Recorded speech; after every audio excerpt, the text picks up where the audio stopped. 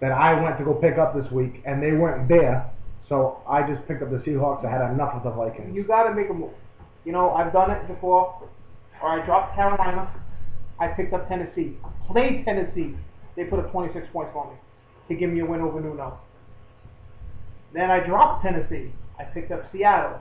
They gave me almost 20 points to beat Gary. And now I dropped Seattle again and picked up Tennessee again. You have to make pickups. A pickup can make or break your team. If you just say, hey, I don't care, you might lose. Even a kicker. Listen, if your kicker puts up 3 points, and a kicker that you could have picked up put up 10 or 14, it sucks.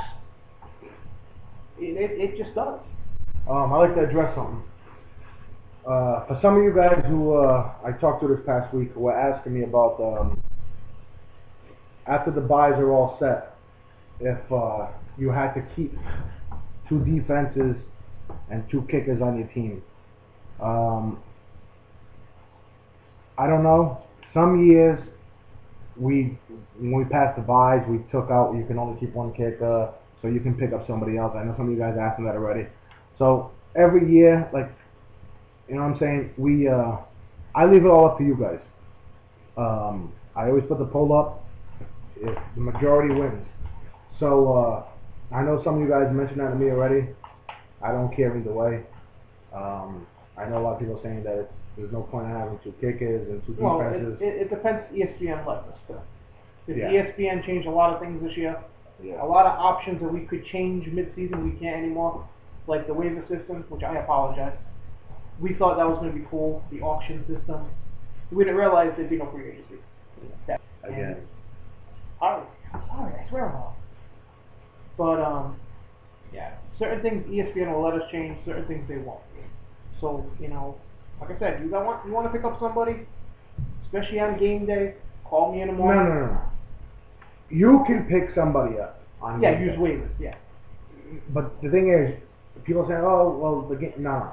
You can pick somebody up every day, and it'll go through for 11 o'clock. So on Monday night and Sunday. So there's no. To tell you the truth, I hope they change it next year. But I like the auction system. I like the auction system. I just think that a day out of the week or 2 should be a free agent, because the auction, if you're sitting number 1 on the waiver, and a guy is number 10, Tony Romo, all right? Let's just say Tony Romo. Tony Romo got hurt, right? So let's just say, all right, let's just say John Kitna is Drew Bledsoe coming up, all right? Would be the pickup of the week. Now the person that has Tony Romo, it's like, all right, hey, they should, and let's just say they're in 10th. Now let's say somebody's in 1st, and they're like, hey, you know what, this guy ain't doing too good. Why not pick up Johnny Kitna, throw him in my bench just to get those guys out of there. You know what I'm saying? You're in 1st, boom, he's yours. There's no way around it. The auction, you know what I'm saying? The guy that's on number 10, number 8 on the waivers, you know, he has the same opportunity as the guy that's number 1, and it's all about how you want to spend, how you want to manage. So you bet 17. He's worth $17 for you. He may be worth 52 to one guy. I know Brandon Jackson was worth 101 to Gary. So I kind of like it. I like the system because I'm not fond of the waivers. So I kind of like the system, but I don't know what we'll do next year. But hopefully they'll put in, a free agent thing going on there. But well, we're reaching the end of the show. It should have been the end of the show. Some quick games for all you gamblers out there. Me and Mike are going to throw in our point of view here. What do you see with San Fran and Denver this week? Listen to me. Denver got their ass whooped last week. It was embarrassing. Denver's getting 3 points. It was embarrassing. Quick picks. I see them demolishing San Francisco. Detroit and Washington. I say Washington. Giving 3 for Washington. I'll say Washington. Definitely. Cincinnati giving 3 to Miami. Miami. All day long. Yeah. San Diego and Tennessee. Very interesting game here. See, San Diego's going to rebound. But Tennessee's playing good. They play better away than they do at home. I see San Diego winning now. I can't see them losing one more game. Arizona giving 3 to Tampa Bay. Tampa Bay Buccaneers, who their coach said, that's right, I said it. We're the best team in the NFC. I can confirm that. I watched it again this week. What's going on there? I think Tampa's going to take it. I think Tampa will take it. I Now, don't know. you got St. Louis against Carolina. St. That- Louis getting given 3 points. That was an upset. Carolina should have beat San Fran. St. Louis, this Bradford kid is unbelievable, man. I'm going with the Rams with points. Oakland giving 3 points to Seattle. Oakland, Seattle hasn't let up a touchdown this year. Russian. I'm going to take Seattle with the points, guaranteed. New Orleans giving Pittsburgh 3 points. Tough game. Don't really know what's going to happen there because you don't even know what kind of Saints you're getting lately. But In New Orleans. since I watched last week's game and Pittsburgh had the referee in their pocket, I'll go with the Pittsburgh Steelers because they should have lost to Miami. In my mind, the game of the week. New England against Minnesota. That's easy. That's definitely. Kansas City up against Buffalo. I gotta take the Chiefs, man. The Chiefs are playing. See what happens when you play in the Belichick system for a little while? And if you notice, from coaching staff to players to front office in Kansas City, it's all from New England. Everybody from New England is up there. And look what's going on with the Chiefs. They're playing great. The Jets against Green Bay. The Jets are overrated, just like the Miami Heat. Green Bay will win that game. And I watched it today on ESPN. They said that the Jets were going to destroy Green Bay. I couldn't believe it.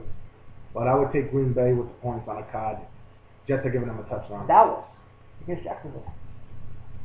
Take Jacksonville and run. Call the bookies. Put money that you don't have down. Bet your mama's house because Dallas is done. Johnny Kitten is not going to do it for you. We'll end our segment off on this. So we'll both give our opinions on it. Monday night. Houston versus Houston. All the way. Indianapolis. Why do you see Houston winning? Indianapolis can't stop Foster.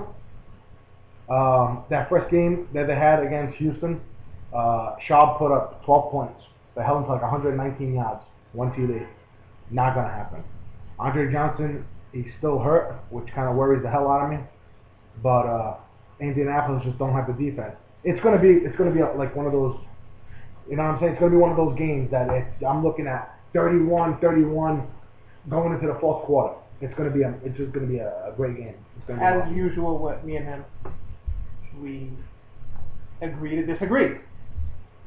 I have Houston moving. Now, I understand, they got injury issues as far as the Colts go. But you look at what happened with Arian Foster that first game.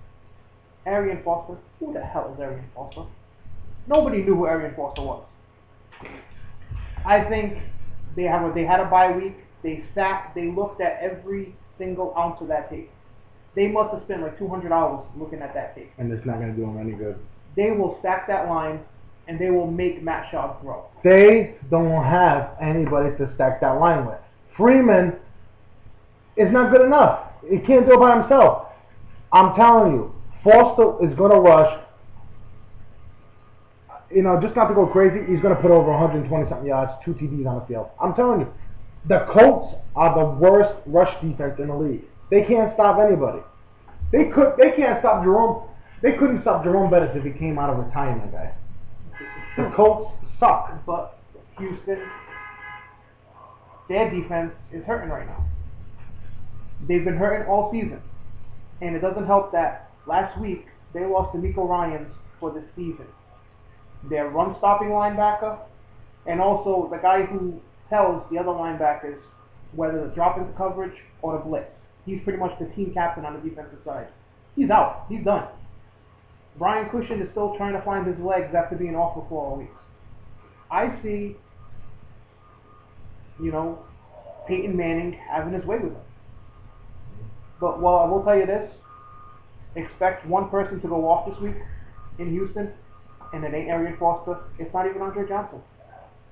Look for Owen Daniels to finally show that he's back from his knee injury. He was practice yesterday, which kind of worried me. So I hope that they said to keep your eye on him for Sunday. So that's kind of getting me worried because I made a pickup for him this week. Still can't believe Gary dropped him. That's shocking to me. So I picked him up, and I'm like 3 players away from having the whole Houston roster on my team, anyways. But so pay attention. Trade deadline's coming up November 3rd. Huge games. Second half of the season kicking off this Sunday. And happy Halloween to everybody out there. Be safe. If you got kids, you're bringing them out there. Be safe. Watch out. There's a lot of dumb son of a bitches out there. And happy Halloween to everybody. This is Mike and Kev signing off. Peace. See?